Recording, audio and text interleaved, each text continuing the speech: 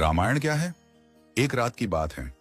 माता कौशल्या जी को सोते में अपने महल की छत पर किसी के चलने की आहट सुनाई दी। नींद खुल गई।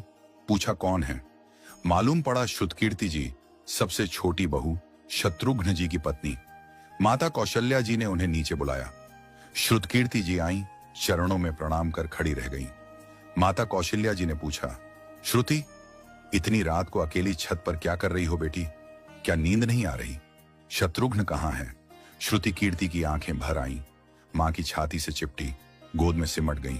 बोली, मां, उन्हें तो देखे हुए 13 वर्ष हो गए। उफ! कौशल्या जी का हृदय कांप कर झटपटा गया। तुरंत आवाज लगाई। सेवक दौड़े आए। आधी रात ही पालकी तैयार हुई। आज शत्रुघ्न जी की खोज होगी। मां चली। आपको मालूम है शत्रुघ्न जी कहाँ मिले? अयोध्या जी के जिस दरवाजे के बाहर भरत जी नंदीग्राम में तपस्वी होकर रहते हैं, उसी दरवाजे के भीतर एक पत्थर की शिला है। उसी शिला पर अपनी बाह का तकिया बनाकर लेटे मिले। मां सिराहने बैठ गईं, बालों में हाथ फिराया तो शत्रुघ्न जी ने आंखें खोली। मां! उठे, चरणों में गिरे। मां, आपने क्यों कष्ट किया? मुझे बुलवा लिया होता। मां ने कहा, शत्रुघ्न यहां क्यों? शत्रुघ्न जी की रुलाई फूट पड़ी। बोले, मां, भैया राम जी पिताजी की आज्ञा से वन चले गए। भैया लक्ष्मण जी उनके पीछे चले गए। भैया भरत जी भी नंदीग्राम में हैं। क्या ये महल, ये रथ, ये राजसी वस्त्र विधाता ने मेरे ही लिए बनाए हैं? माता कौशल्या जी निरुत्तर रह गई। देखो क्या है ये राम कथा। ये भोग की नहीं, त्याग की कथा है। यहां त्याग की ही प्रतियोगिता चल रही है और सभी प्रथम हैं। कोई पीछे नहीं रहा।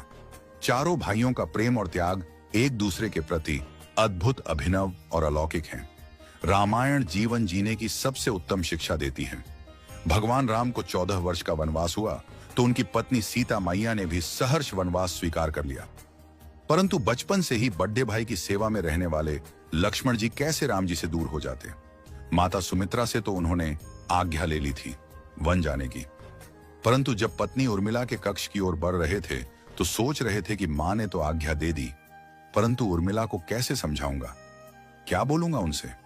यही सोच विचार करके लक्ष्मण जी जैसे ही अपने कक्ष में पहुंचे तो देखा कि उर्मिला जी आरती का थाल लेके खड़ी थीं और बोली, आप मेरी चिंता छोड़ प्रभु श्री राम की सेवा में वन को जाओ। मैं आपको नहीं रोकूंगी। मेरे कारण आपकी सेवा में कोई बाधा ना आए, इसलिए साथ जाने की जिद भी नहीं करूंगी। लक्ष्मण जी को कहने में संकोच हो रहा था, परंतु उनके कुछ कहने से पहले ही उर्मिला जी ने उन्हें संकोच से बाहर निकाल दिया। वास्तव में यही पत्नी का धर्म है। पति संकोच में पड़े उससे पहले ही पत्नी उसके मन की बात जानकर उसे संकोच से बाहर कर दे। लक्ष्मण जी चले गए, परंतु 14 वर्ष तक उर्मिला ने एक तपस्विनी की भांति कठोर तप किया। वन में प्रभु श्री राम माता सीता की सेवा में लक्ष्मण जी कभी सोए नहीं, परंतु उर्मिला ने भी अपने महलों के द्वार कभी बंद नहीं किए और सारी रात जाग जाग कर उस दीपक की लौ को बुझने नहीं दिया। मेघनाथ से युद्ध करते हुए जब लक्ष्मण जी को शक्ति लग जाती है और हनुमान जी उनके लिए संजीवनी का पर्वत लेके लौट रहे होते हैं, तो बीच में जब हनुमान जी अयोध्या के ऊपर से गुजर रहे थे तो भरत जी उन्हें राक्षस समझकर बाण मारते हैं और हनुमान जी गिर जाते हैं। तब हनुमान जी सारा वृत्तांत सुनाते हैं कि सीता जी को रावण हर ले गया, लक्ष्मण जी युद्ध में मूर्छित हो गए हैं। ये सुनते ही कौशल्या जी कहती हैं कि राम को कहना कि लक्ष्मण के बिना अयोध्या में पैर भी मत रखना, राम वन में ही रहे। माता सुमित्रा कहती हैं कि राम से कहना कि कोई बात नहीं, अभी शत्रुघ्न है, मैं उसे भेज दूंगी। मेरे दोनों पुत्र राम सेवा के लिए ही तो जन्मे हैं। माताओं का प्रेम देखकर हनुमान जी की आंखों से अश्रुधारा बह रही थी, परंतु जब उन्होंने उर्मिला जी को देखा तो सोचने लगे कि यह क्यों एकदम शांत और प्रसन्न खड़ी है। क्या इन्हें अपनी पति के प्राणों की कोई चिंता नहीं? हनुमान जी पूछते हैं, देवी, आपकी प्रसन्नता का कारण क्या है? आपके पति के प्राण संकट में हैं। सूर्य उदित होते ही सूर्य कुल का दीपक बुझ जाएगा। उर्मिला जी का उत्तर सुनकर तीनों लोकों का कोई भी प्राणी उनकी वंदना किए बिना नहीं रह पाएगा। उर्मिला बोली, मेरा दीपक संकट में नहीं है, वो बुझ ही नहीं सकता।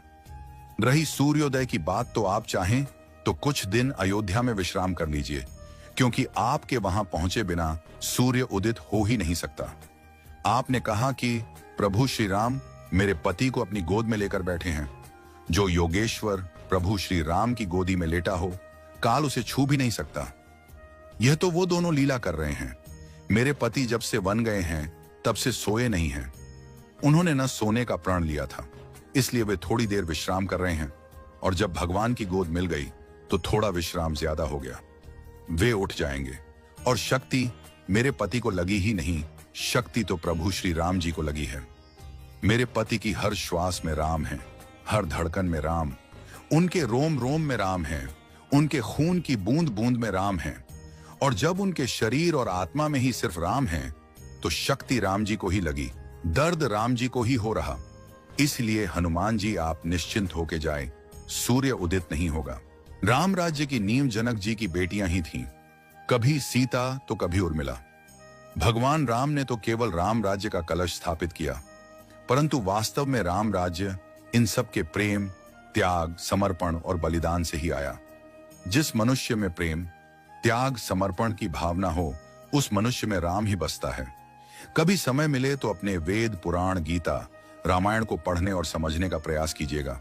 जीवन को एक अलग नजरिए से देखने और जीने का सोर मिलेगा।